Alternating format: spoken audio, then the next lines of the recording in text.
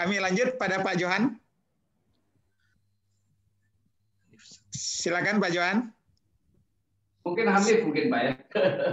Assalamualaikum warahmatullahi wabarakatuh. Pak Hanif Johan ya. Silakan Pak. Izin saya diminta oleh Pak Jurnalis tadi secara kilat mohon izin juga untuk menyampaikan salam hormat kami dari Ho Chi Minh City, Vietnam. Saya bertugas mulai tanggal 2 Maret 2018 yang lalu, jadi 2 tahun 9 bulan.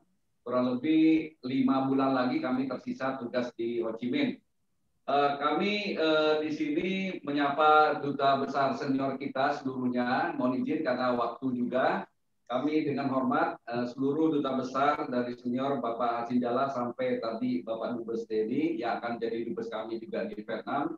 Kami menyampaikan salam hormat kami dan termasuk juga ke Rektor Unan. Oleh karena itu kami akan menggunakan kesempatan yang singkat ini melihat dari pengalaman kami dulu pernah penempatan di London dan juga sering menjemput Pak Hasim Jalal juga karena putra beliau Pak Dino juga satu pos dengan kami di London. Kemudian kami juga bertemu dengan Pak Prof. Fasdi Jalal itu ketika beliau wakil Mendikbud. Waktu itu saya siap-siap mau ke Turki Pak. Ada makan malam dengan Turki di salah satu hotel dan Bapak ada di situ. Dan saya penempatan ketiga saya di Turki.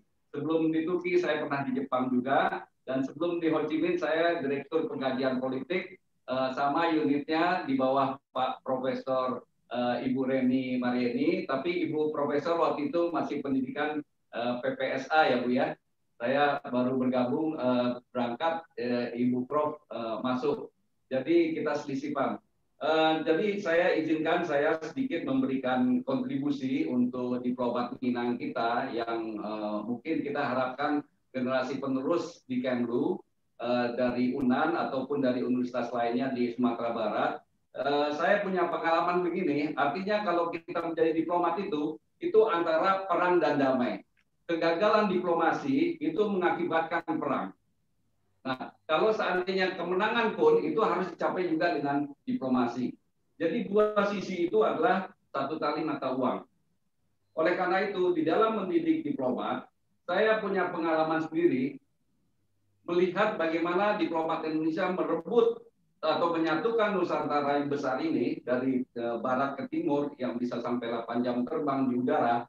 Itu luar biasa. Kita melihat betapa jasa diplomat kita yang begitu ofensif melakukan diplomasi total yang tadi disebut Pak Denny adalah diplomasi kedaulatan pada saat awal kemerdekaan. Itu kita bisa merebut atau mengembalikan Papua atau Irian Jaya. Itu kita belum menjual freeport kita, belum menjual Bontang kita, belum menjual Asahan kita. Kita bisa merebut itu. Kita punya pesawat, punya frigate, punya kapal selam, punya macam-macam. Artinya apa? Kita berdiplomasi kita luar biasa dan kita mempunyai senjata yang kuat.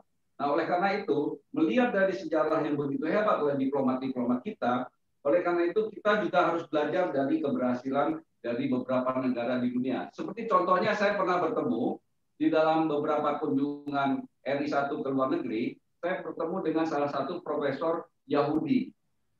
Profesor Yahudi itu menjadi catatan sejarah di dalam hidup saya. Kenapa? Beliau pernah mengatakan demikian. Kenapa Yahudi ini rata-rata sebagai pemenang Nobel terkenal di dunia?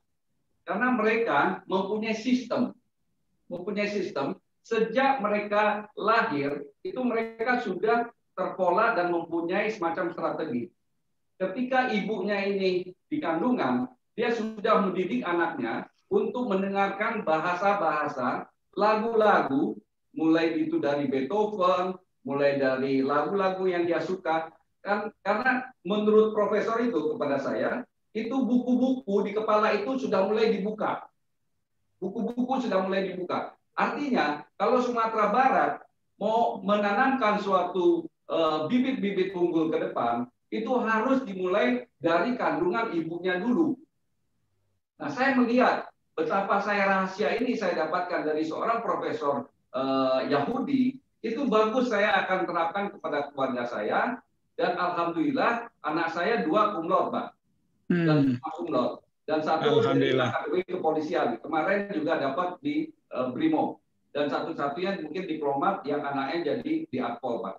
Jadi alhamdulillah kami bisa mempraktekkan sendiri upaya ini untuk kita coba, Pak, membuka buku-bukunya. Ternyata alhamdulillah, Pak, dengan kekuatan doa, kekuatan tadi dengan strategi yang tepat, nah upaya ini bisa menghasilkan suatu generasi yang kita harapkan tadi mungkin jenis diplomat unggul. Nah, kalau seandainya ini kita bisa lakukan dari UNAN, mungkin dari SMP-nya atau TK-nya di Sumatera Barat, mari kita bisa coba, Pak, semacam test case, bagaimana kita siapkan generasi di Sumatera Barat, mulai dari kandungannya itu, kita terapkan teknologi seperti Yahudi tadi, Pak. Bagaimana membuka buku-buku anaknya sejak di kandungan. Kemudian mungkin saya juga ingin sedikit memberi masukan, bagaimana kita menghasilkan diplomat yang canggih di kemudian hari, Pak. Kalau boleh saya bertukar pikiran, misalnya kalau kita ingin mendapatkan seperti diplomat, seperti model Pak Wisber Lewis, Pak Sinjala, dan yang lainnya yang tadi berhasil, saya kira teorinya dibalik aja, Pak. Ditarik mundur sampai ke SD, kita kalau sistem prodi kita, mohon izin nih Pak Rektor UNAN, kalau dilihat seperti saya dulu pas SMA Paspal, Pak, ngaco, Pak, dan seluruh 3 tahun di SMA itu tidak berguna bagi saya. Padahal sekarang saya jadi diplomat. Karena dulu pemikirannya, kalau saya Paspal, saya bisa masuk kemana saja. Nah inilah yang salah di kita, Pak. Kalau boleh, sejak SD TK itu sudah dididik dia untuk bernegosiasi, dia belajar bahasa, belajar untuk berkonferensi, belajar mengenai tata krama makanan, minuman, pergaulan, mulai dari SD itu sampai dia nanti tumbuh menjadi suatu akademi untuk diplomat, mungkin tadi ada sekolah tinggi diplomasi Agus Salim, saya kira kita bisa kontribusi, Pak. Baik. Itu medianya. Saya kira demikian, Pak. Profesor Pasti, mudah-mudahan ini masukan bermanfaat untuk diplomat Minang kita.